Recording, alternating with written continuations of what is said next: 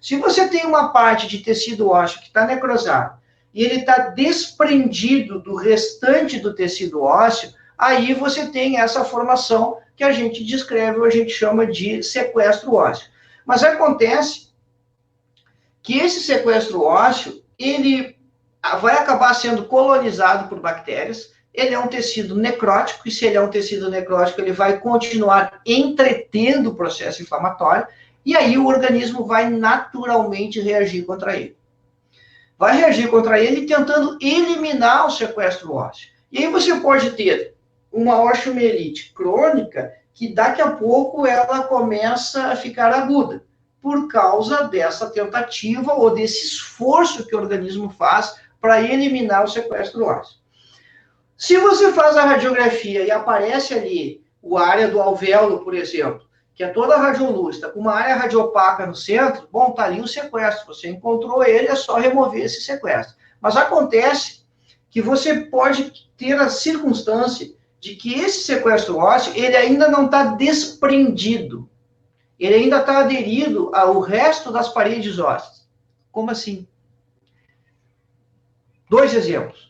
Septo intraradicular. Fez a extração do dente, lá acabou luxando o septo e aquele septo acabou necrosando e ele está lá dentro. Você faz a radiografia, você não tem aquela área radiopaca, toda ela solta, desprendida no meio do alvéolo. Ele ainda está preso lá embaixo.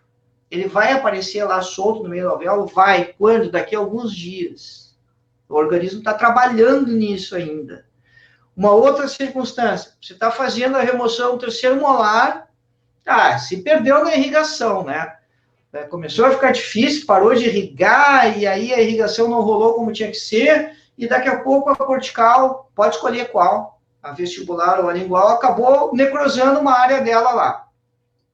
Terminou a remoção do 3º molar, olhou o alvéolo lá, beleza, irrigou e tal, a gente não percebe que houve uma área lá daquela cortical que necrosou. Aí, sutura, remove o ponto 7 dias, começa a incomodar.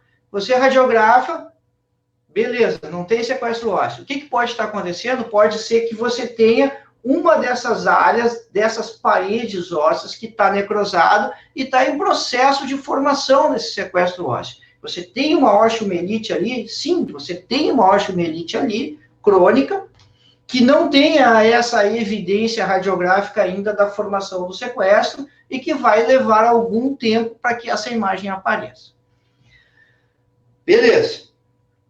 Aí, você vai ter a liberação dessa estrutura que está necrosada. Isso vai ali para o meio do tecido conjuntivo, para o meio do alvéolo que está em cicatrização, ou isso é junto do implante que não está integrando, enfim. O que vai acontecer? Você vai ter 3 mecanismos biológicos simultâneos ali nesta osteomielite, fazendo um esforço para tirar aquela parada de lá. Se nós não fizermos nada, o organismo vai dar um jeito. Às vezes vai levar tempo, vai ter muito ruído, muito barulho biológico, muita dor, muito isso, muito aquilo, vai demorar, mas o organismo vai conseguir eliminar aquilo. A jogada está em a gente ser proativo e abreviar esse processo para dar conforto para o paciente. Quais são esses 3 eventos biológicos que vão acontecer ali? Primeira questão é a seguinte, você vai ter os clastos, lembra lá, a gente falou deles, osteoclasto, borda em escova, aquela galera chega e fica todo ele na volta lá do sequestro ósseo. E aí começa a reabsorver o sequestro ósseo, a diminuir o volume dele. Às vezes ele é grande, né? Isso pode levar tempo. Então, não é só isso que acontece. O organismo vai tirando o colágeno de cima e vai empurrando com a fibra colágena ele em direção à superfície. Quando chega lá no consultório... o terceiro fenômeno antes. O epitélio, se você tem processo inflamatório ali embaixo desse epitélio da superfície, né, considera que a mucosa já cicatrizou, o estímulo inflamatório aqui embaixo estimula esse epitélio. E o epitélio acaba crescendo, proliferando em direção ao sequestro ósseo. Olha que fantástico.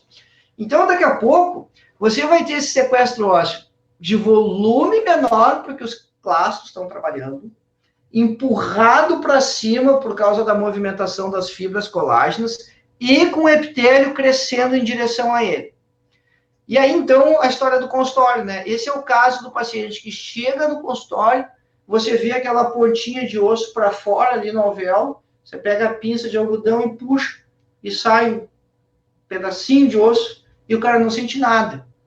Né? Você tirou um sequestro ósseo, que estava envolvido já em epitélio, que estava nessa fase final de expulsão. Eu disse que se a gente não fizesse nada, o organismo ia acabar resolvendo. A questão é que a gente não pode deixar as pessoas sofrendo na evolução desse processo.